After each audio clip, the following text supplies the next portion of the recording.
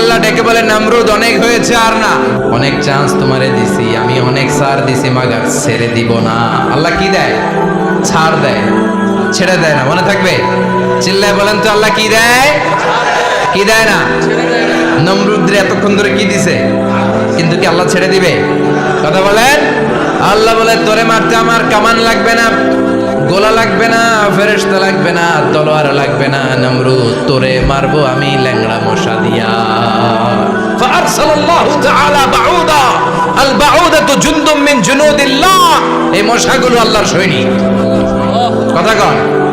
এই মাছিগুলো আল্লাহর সৈনিক, এই সাপ আর ব্যাঙগুলো আল্লাহর সৈনিক, এই বাতাস আল্লাহর সৈনিক, এই মাটি আল্লাহর সৈনিক। মাটি যদি কাঁপাকাঁপি শুরু করে বসে থাকা যাবে? কথা কন। ভূমিকম্প হইলে সব দৌড়াদৌড়ি আছে না নাই? আগুন লাগলে দুর্ঘটনা আছে না নাই? বাতাস যদি 70 থেকে 80 কিলোমিটার বেগে ছুটে আসে দুর্ঘটনা আছে না নাই? ফারসালাল্লাহু বাউদা, আল্লাহ একটা ল্যাংড়া মশা পাঠালেন। এই ল্যাংড়া মশা নাকের ভিতর দিয়ে ঢুকে মস্তিষ্কের মাঝখানে যায় কামড়াতে শুরু করেছে। মশার কামড় খাইছেন না আপনারা? শীতকালে যখন আমরা কম্বল মোড়া দিয়ে ঘুমাই, কানের সামনে যখন পন পন শুরু করে কেমন লাগে? কি বিরক্তি লাগে না? আবার ঝেড়ে টেরে আবার শুই, আবার পন পন। তো পন পনের আওয়াজই আমাকে সহ্য হয় না। ওই মশা নাকি দিয়ে ঢুকে দিকে কামড়া, ওই বেড়ার কেমন লাগে? কথা কম।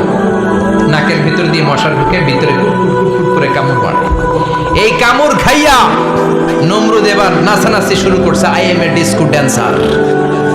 ওর ড্যান্স দেখে সবাই হাসে, একেবারে I M A disco dancer. Or dance দেখে সবাই অবাক। ঘটনা কি? খোদাই লাফাই। এতদিন ধরে সবাই নমরুদরে পূজা করতো আর বলতো নমরুদ সবচেয়ে বড় খোদা, নমরুদ সবচেয়ে। এখন খোদা কি করে? ড্যান্স দেয়। চিল্লা এখন কি দেয়? এবার নমরুদ বাঁচার জন্য মাথার মধ্যে আঘাত করে, কিন্তু মশা বের হয় না। চিল্লায় আওয়াজ করে উত্তরে বলেন, মশা ঢুকছে কার অর্ডারে? এই মশা বেরোবেও কার অর্ডারে? মাথার মধ্যে আঘাত করে ঘুষি মারে, কিল মারে, কিন্তু মশা বের হয় না।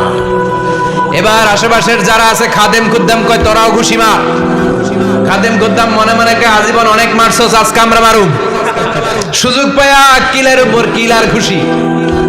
আজীবন অনেক কাজ করাইছিস আমাদেরকে দিয়ে, অনেক জুলুম করেছিস, আজকে সুযোগ পাই ইচ্ছে মতো মাইরা লই। খাদেম খুদ্দাম ওরাও কিল ঘুষি। ঘুষাইতে ঘুষাইতে চেহারার মানচিত্র পাল্টাই দিছে, মাকে মশা বের হয় না। এই মশা ঢুকছে কারা দেশে? কথা কয়। এই মশাটা যদি বেরোতে হয় অর্ডার লাগবে একজনের। চিৎকার করে বলেন যিনি কে?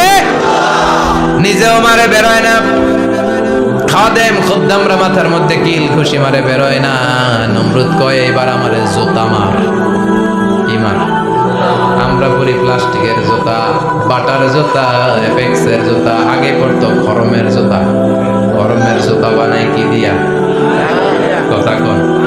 এবার কাঠের জুতা দিয়ে খাদেম খুদ্দামরা মাথার মধ্যে বাড়ি। পিটাইতে পিটাইতে মাথাটাকে ফাটিয়ে রক্তাক্ত করে জামিনের মধ্যে নমরুদরে শুইয়ে দিয়েছে। আর আল্লাহর সৈনিক সেই বাউদা মশা নাকের ভেতর থেকে শূন্যে উড়াল মেরেছে। চিল্লায় পড়েন আল্লাহু আকবার। তার মানে এত শক্তিশালী হয়েও, গোটা বিশ্বের রাজা হয়েও নমরুদের ক্ষমতা নমরুদরে বাঁচাতে পারে নাই। চিল্লায় পড়েন ঠিক কিনা?